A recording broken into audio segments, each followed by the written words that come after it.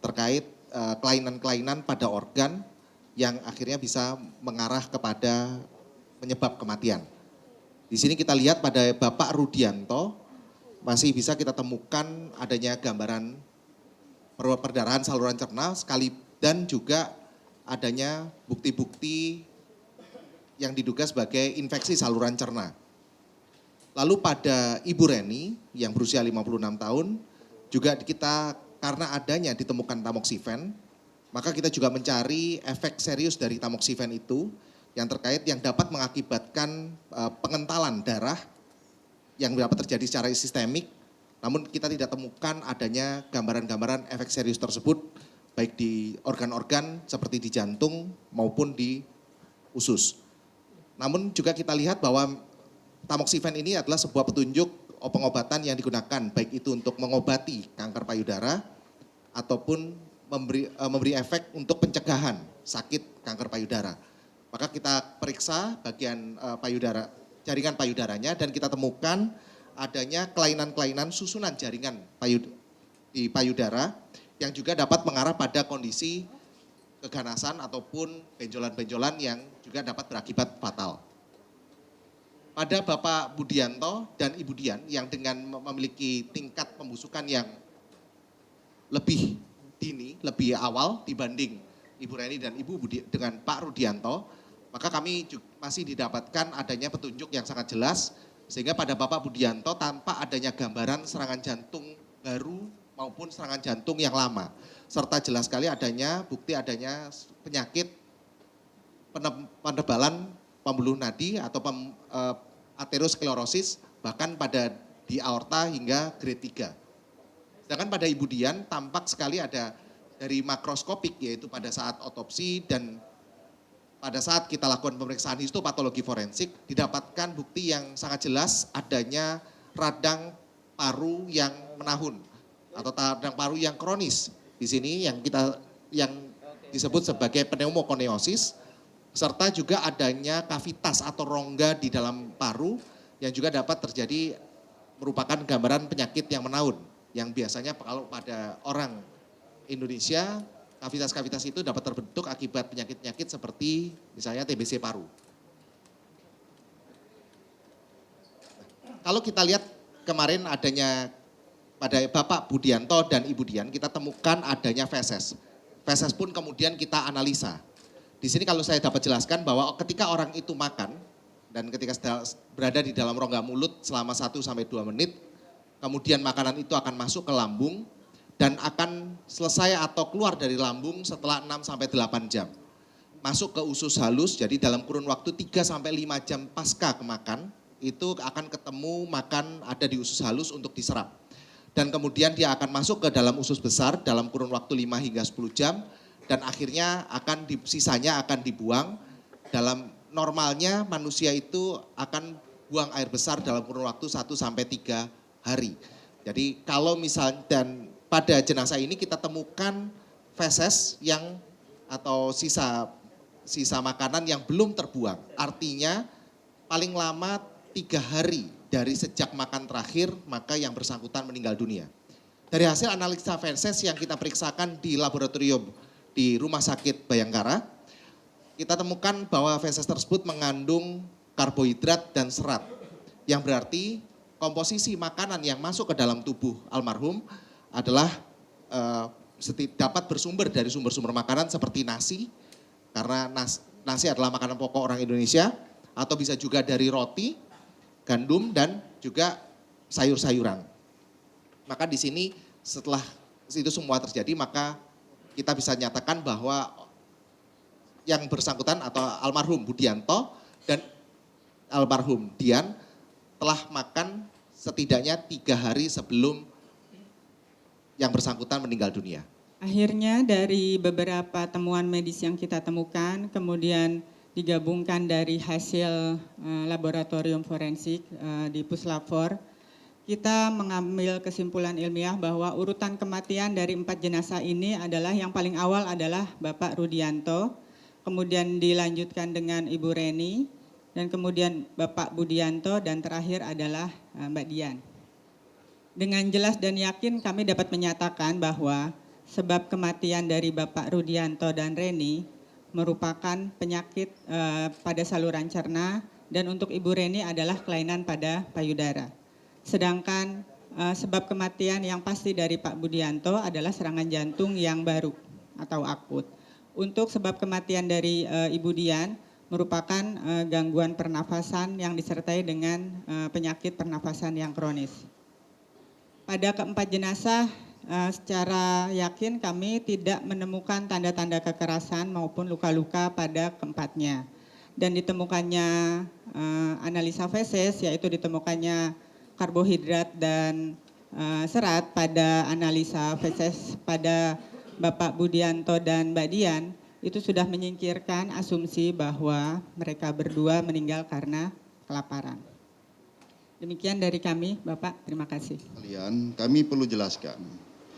Dari hasil penyelidikan kami, baik itu menggunakan metode eliciting, kemudian klarifikasi terhadap saksi terdekat, maupun hasil dari digital forensik, kita menemukan petunjuk-petunjuk ataupun titik terang. Ada keidentikan dengan hasil penelitian dari psikologi forensik maupun sosiologi agama, yaitu dari keempat orang ini atau jenazah ini semasa hidupnya, yang mereka tidak menggunakan cara-cara yang biasa untuk menyembuhkan penyakitnya. Sebagai contoh, kita adakan penelusuran dari BPJS selama 2 tahun. BPJS juga tidak pernah digunakan. Kemudian ada salah satu orang saksi pada saat Budianto ini, almarhum Budianto menjual mobil, menyatakan bahwa uang digunakan untuk berobat ke Rumah Sakit Tarakan.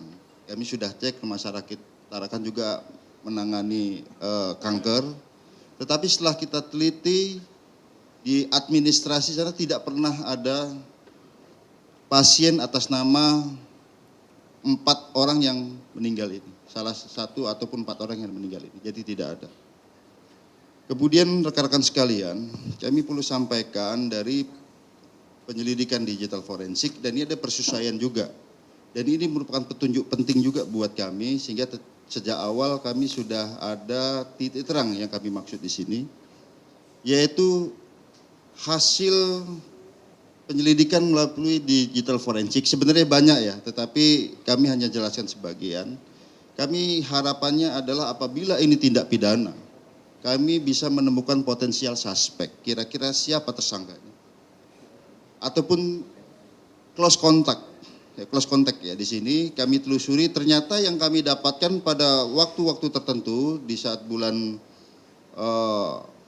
Maret sampai waktu kematian, itu ada berapa nomor yang justru menepis bahwa ini terjadi tindak pidana tertentu, apakah itu pencurian kekerasan ataupun pencurian biasa. Nah, salah satunya yaitu pada saat almarhum Budianto ini berniat untuk menggadaikan rumahnya. Jadi pada saat itu pada bulan Mei tanggal 13 diketahui Nyonya Reni sudah menjadi mayat. Di sana setelah kita analisis dari digital forensik kita temukan saksi, kemudian saksi menyatakan bahwa itu sudah menjadi mayat sebagaimana kami sampaikan pada saat ingin menggadaikan rumahnya, ingin bertemu dengan Nyonya Reni sebagai ibunya karena sertifikat atas nama ibunya. Begitu masuk tidak boleh menyalakan lampu karena rentan terhadap sinar. Setelah dicoba dibangunkan tidak bangun, begitu dihidupkan flash ternyata sudah menjadi mayat dan memang menimbulkan bau yang sangat luar biasa. Nah, di sini kami perdalam lagi apa buktinya bahwa saudara pernah ke rumah tersebut. Ya kita temukan foto ini. Ya menyatakan bahwa setelah melihat ibunya sudah menjadi mayat, kemudian saksi menyatakan ini sudah menjadi mayat, langsung menangis ini posisinya sedang menangis ya. Atas nama Dian. Masih nangis bahwa ibu saya masih hidup. Ibu saya setiap hari pasti saya beri susu. Waktu di dalam sempat nyisir yang rambutnya rontok semua ya. Ini salah satunya digital forensik. Oleh karenanya rekan-rekan sekalian, ini sebagai contoh saja Hasil pendalaman penyelidikan kami dari didukung oleh berbagai tim ahli ini ada keidentikan satu sama lain. Kemudian rekan-rekan sekalian, dari penjelasan dari tim ahli kami yang mendampingi kami di sini sebagai wujud daripada interkolaborasi profesi, kesimpulan akhir daripada penyelidikan kami ini, apakah di sini ada peristiwa pidana, ada delik, ada perbuatan-perbuatan melawan hukum, hasil penyelidikan dan pemeriksaan baik dari laboratorium forensik yang tadi sudah dijelaskan, kedokteran forensik, apsifor maupun melibatkan berbagai ahli dalam kasus Kalideres ini tidak ditemukan adanya peristiwa pidana yang menyebabkan kematian 4 orang di TKP tersebut. Kemudian yang kedua, tidak ditemukan motif ataupun alasan kematian terhadap 4 orang, yaitu apakah itu karena bunuh diri, suicide, itu tidak ditemukan, ataupun pembunuhan, homicide, dengan alasan apapun, apakah pencurian dengan kekerasan, kemudian tindak pidana lain, itu tidak ditemukan di sana, ataupun pembunuhan biasa. Oleh karenanya rekan-rekan sekalian, hasil penyelidikan kami tidak ada peristiwa pidana, maka kasus ini ke depan akan kami hentikan penyelidikannya. Selanjutnya rekan-rekan sekalian, hasil penyelidikan kami yang sangat detail dengan berbasis scientific crime investigation, kami telah menemukan bahwa kematian yang terjadi di TKP Kalideres ini adalah kematian wajar dalam kondisi yang tidak wajar. Ini merupakan fenomena yang cukup unik bagi kami, juga merupakan pengalaman yang sangat berarti dan sangat jarang ditemukan kasus seperti ini. Oleh karenanya ke depan kita akan bekerja sama dengan kampus untuk meneliti fenomena ini. Kemudian rekan-rekan sekalian, ini pesan kepada masyarakat terhadap fenomena yang terjadi ya. Di samping mungkin sebelumnya kami perlu sampaikan, TKP ini pada saat awal sterilitasnya itu sudah sangat berkurang, sudah tidak steril. Mengapa? Karena memang didahului oleh masyarakat yang masuk ke sana. Memang berniat baik, tapi justru sedikit menyulitkan kami untuk melakukan penyelidikan. Disiram kopi, begitu dicek oleh kedokteran forensik, kemudian dicek oleh laboratorium forensik, banyak kafeinnya itu. Jadi ini kan sangat mempersulit kami pada saat penyelidikan. Ini salah satu pelajaran, apabila ketemu kasus seperti ini, segera menghubungi pihak kepolisian, biar pihak kepolisian yang akan mengolah TKP, sehingga sterilitas tetap terjaga. Kemudian ini pesan pada masyarakat bahwa kita jangan percaya terhadap asumsi. Asumsi dini tidak dapat diandalkan karena tidak ada bukti yang kuat untuk mendukungnya. Ini kan banyak sekali asumsi yang berseliweran di jagat maya dan lain sebagainya. Asumsi dini bisa menyebabkan diskriminasi dan stigma terhadap orang yang terlibat dalam kasus. Kemudian yang ketiga, asumsi dini bisa menghambat proses penyelidikan yang objektif. Nanti yang terjadi adalah kebenaran bukan berdasarkan fakta, tetapi berdasarkan banyaknya suara. Ini yang menimbulkan nanti adanya fenomena post-truth yang akan kami jelaskan di belakang.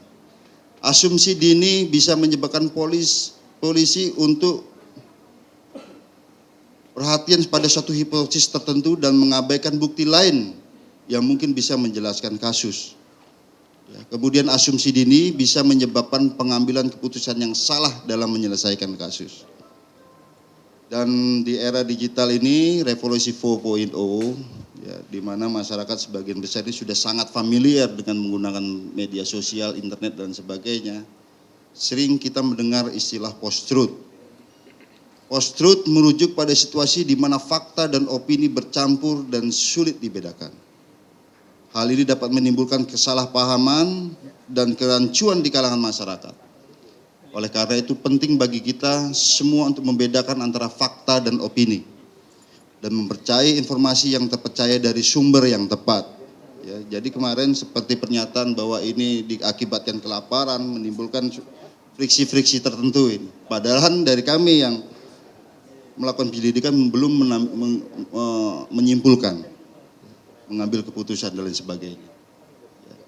Dengan post-truth, fakta yang ada, dengan apa yang beredar di masyarakat itu bisa terjadi deviasi.